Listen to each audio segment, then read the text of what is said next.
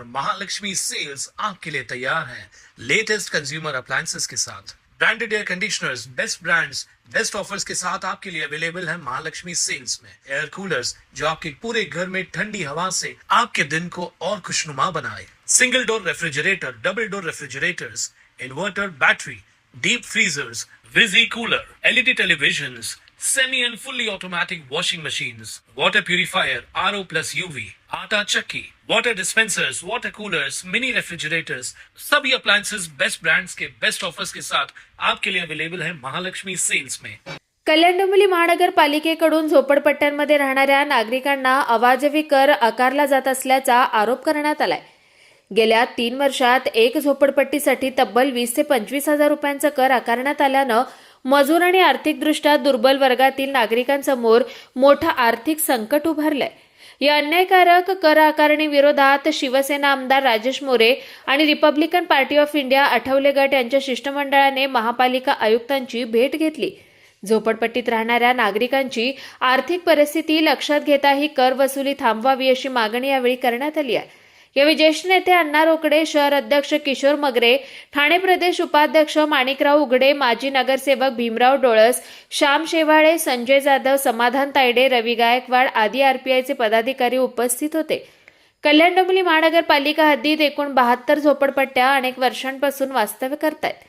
महानगरपालिकेनं आता 2024च्या अगोदर 3 वर्ष पहिला कर आकारण्यात आलाय। तो मात्र सर्वसाधारण झोपडपट्टी राहणारा जो मजूर वर्ग आहे तो त्या कर व्यक्तीला परवडण्यासारखा नाहीये। एका झोपडपट्टीला 20,000 ते 25,000 एवढा कर 3 वर्षाचा लावला गेलाय।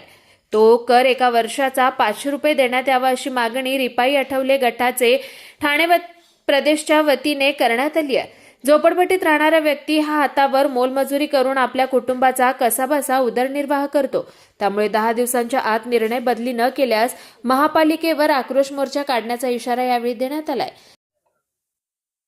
आपल्या या कल्याण डोंबिवली महानगरपालिकेच्या माध्यमातून या कल्याण डोंबिवलीमध्ये सर्वेचं काम, टॅक्स लावण्याचं सर्वेचं काम चालू आहे। आणि मी ते सर्वेचं काम चालू असताना आपल्या या कल्याण डोंबिवली महानगरपालिकेत 76 ते 77 झोपडपट्ट्या आहेत आणि झोपडपट्टीचाही सर्वे झालेला आहे।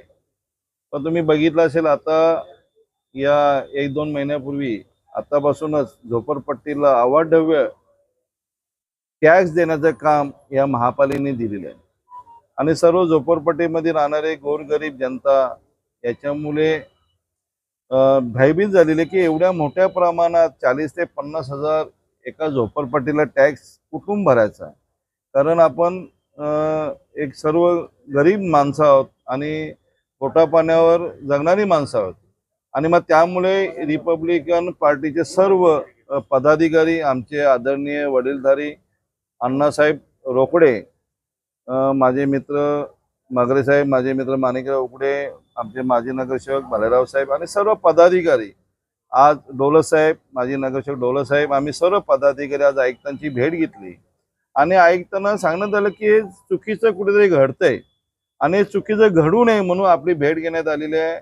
आयुक्तांशी आमचे सर्वांची सकारात्मक चर्चा झाली। तिथे सर्व पदाधिकारी होते, त्यांनी ऐकून घेतलं आणि त्यांनी कबूल केलं की कुठेतरी हे टॅक्स अवाढव्य आहे, हे योग्य नाही आणि त्याच्यावर आम्ही तातडीने अंमलबजावणी करू आणि जर अंमलबजावणी होत नसेल तर अण्णांनी सांगितलेलं आहे की मग मोठ्या प्रमाणे आम्ही आक्रोश मोर्चा काढला जाईल आणि कल्याण डोंबिवली महानगर असं सांगण्यात आलं। पण मला वाटत नाही की मोर्चा काढायची गरज लागणार, कारण अभिनव गोयल साहेब अतिशय सकारात्मक असे आयुक्त आहेत आणि ते गरीब जनतेसाठी सतत काम करत असतात आणि नक्कीच टॅक्स हा मोठ्या प्रमाणात कमी केला जाईल असं मला वाटतं। कुणाल म्हात्रे, स्वानंद मीडिया, कल्याण। ताज्या घडामोडींसाठी स्वानंद न्यूजला सबस्क्राइब करा आणि बेल आयकॉनवर क्लिक करा।